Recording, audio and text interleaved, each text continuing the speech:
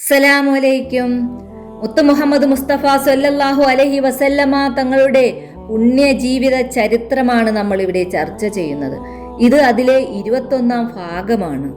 മുഹമ്മദ് മുസ്തഫ സല്ലല്ലാഹു അലൈഹി വസല്ലമ തങ്ങളും അബൂബക്കർ സിദ്ദീഖ് റളിയല്ലാഹു അൻഹുവും ഹിജറ പോകുകയാണ്. പോകുന്ന വഴി ഹുദൈദി എന്ന സ്ഥലത്തെത്തി. കരുതിയിരുന്ന ആഹാരവും വെള്ളവും തീർന്നു. വിശപ്പും ദാഹവുമുണ്ട്. എവിടെ നിന്ന് കിട്ടും? അല്പം പാൽ കിട്ടിയാലും മതിയായിരുന്നു. നബി സല്ലല്ലാഹു അലൈഹി വസല്ലമ തങ്ങൾ ചുറ്റും നോക്കി. ഒരു പാവപ്പെട്ട കുടുംബം അവിടെ താമസിക്കുന്നു.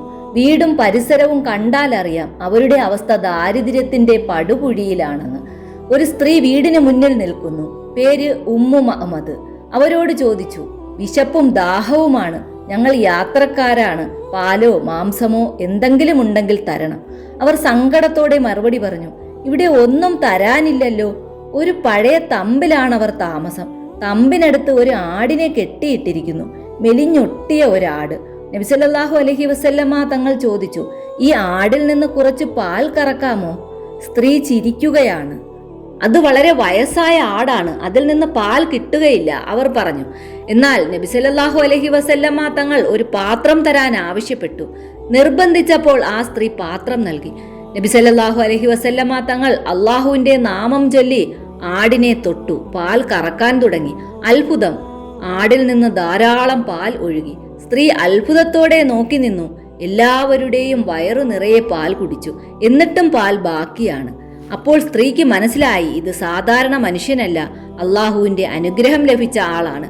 നബി സല്ലല്ലാഹു അലൈഹി വസല്ലമ തങ്ങൾ പാൽപാത്രം ഉമ്മു മുഹമ്മദിന്റെ കയ്യിൽ കൊടുത്തു. അവരുടെ ഭർത്താവ് അബൂ മുഹമ്മദ് പ്രവാചകൻ നബി സല്ലല്ലാഹു അലൈഹി വസല്ലമ തങ്ങളുടെ മുഹ്ജിസത്ത് നേരിൽ കാണുകയാണ്. ഇസ്ലാം ദീനിനെ അവർ അടുത്തറിയുകയാണ്. പിന്നെയും അബൂബക്കർ സിദ്ദീഖ് റളിയല്ലാഹു അൻഹുവും നബി സല്ലല്ലാഹു അലൈഹി വസല്ലമ തങ്ങളും യാത്ര തുടരുകയാണ്. പിന്നിൽ നിന്നും കുതിരയുടെ കുളമ്പടി ശബ്ദം. സിദ്ദീഖ് തങ്ങൾ തിരിഞ്ഞു നോക്കി. സുറാഖത്ത് കുതിരപ്പുറത്ത് പിന്തുടർന്നു വരികയാണ്. ഖുറൈശികൾ പ്രഖ്യാപിച്ച 100 ഒട്ടകം നേടാൻ വേണ്ടി വരികയാണ്. പക്ഷേ അപ്രതീക്ഷിതമായി അവന്റെ കുതിരയുടെ കാലുകൾ ഭൂമിയിൽ താഴ്ന്നുപോയി. അവന് മുന്നോട്ട് പോകാൻ കഴിയുന്നില്ല. അപ്പോൾ സുറാഖത്തിന് മനസ്സിലായി, ഇത് അള്ളാഹുവിന്റെ ശക്തിയാണ്.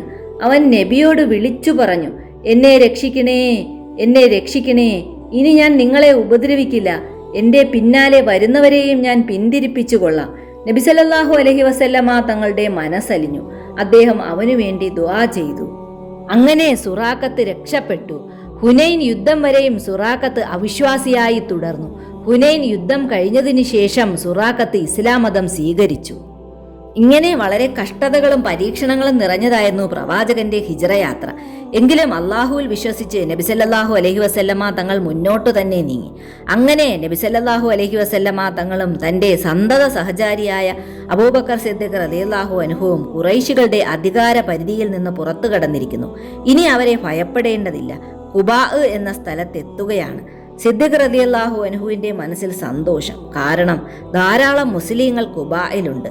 നബി സല്ലല്ലാഹു അലൈഹി വസല്ലമ തങ്ങളെയും കൂടെയുള്ളവരെയും സ്വീകരിക്കാൻ അവർ തയ്യാറെടുത്ത് കാത്തു നിൽക്കുകയാണ്. പ്രവാചകൻ സല്ലല്ലാഹു അലൈഹി വസല്ലമ തങ്ങൾ മക്ക വിട്ടു എന്ന വാർത്ത യസ്രിബിൽ എത്തിയിരുന്നു.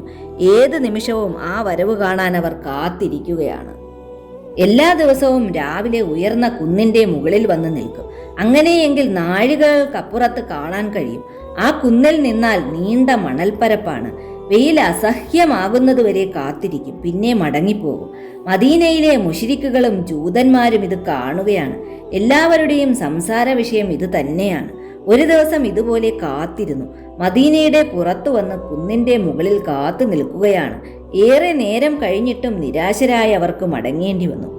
ഒരു ജൂതൻ തന്റെ 2 മാളികയുടെ മുകളിൽ കയറി. എന്തോ ആവശ്യത്തിന് കയറിയതാണ്. വെറുതെ അകലേക്ക് നോക്കി. എന്തോ ഒരു വെളുപ്പ് കാണുന്നു. വെള്ളവസ്ത്രധാരികളാണ്. മുസ്ലിങ്ങൾ കാത്തിരിക്കുന്നവരാണോ?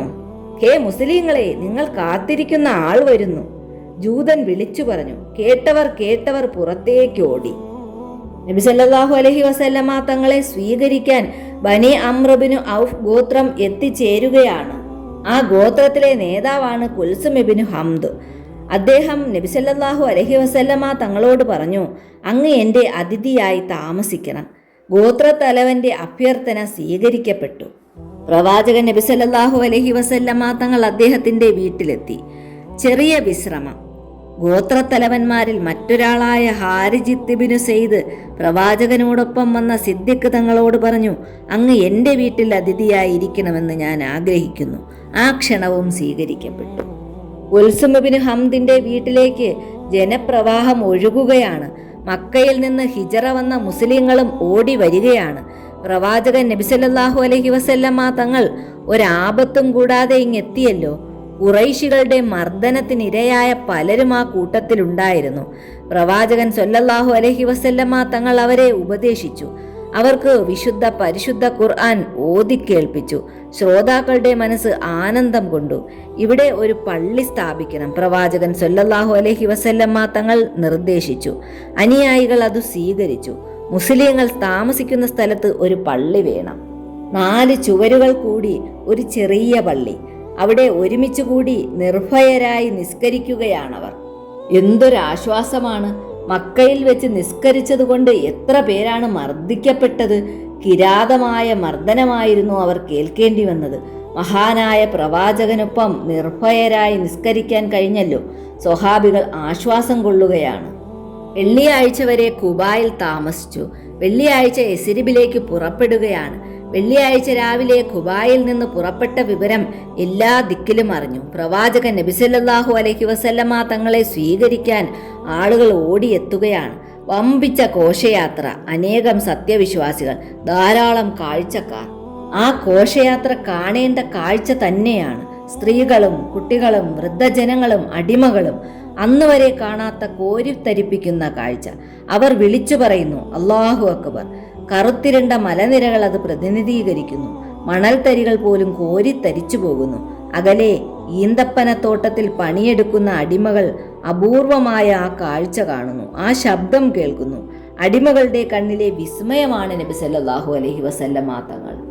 അടിമകളുടെ വിമോചകൻ എത്തിയിരിക്കുന്നു. അധ്വാനിക്കുന്നവരുടെ പടത്തലവൻ എത്തിയിരിക്കുന്നു. അടിമകൾ പണിയായുധങ്ങൾ വലിച്ചെറിഞ്ഞ് ഘോഷയാത്ര കാണാൻ മലമ്പാതയിലൂടെ ഓടി വരികയാണ്. സാലിം ഇബ്നു ഔഫ് ഗോത്രം നബി സല്ലല്ലാഹു അലൈഹി വസല്ലമ തങ്ങൾ ആ പ്രദേശത്തേക്കാണ് എത്തിയത്. ആ ഗോത്രക്കാർ പുതുവസ്ത്രങ്ങൾ അണിഞ്ഞു. കൊച്ചുകുട്ടികൾ ആഹ്ലാദം കൊണ്ട് തുള്ളിച്ചാടി. യസ്രിബിലേക്കുള്ള പാത ജനനിബിഡമാണ്. എല്ലാ നയനങ്ങളിലും നിറഞ്ഞ വിസ്മയം. നബി സല്ലല്ലാഹു അലൈഹി വസല്ലമ തങ്ങളെയും പരിവാരങ്ങളെയും സാലിം ഗോത്രക്കാർ ഒത്തൊരുമിച്ച് സ്വീകരിച്ചു.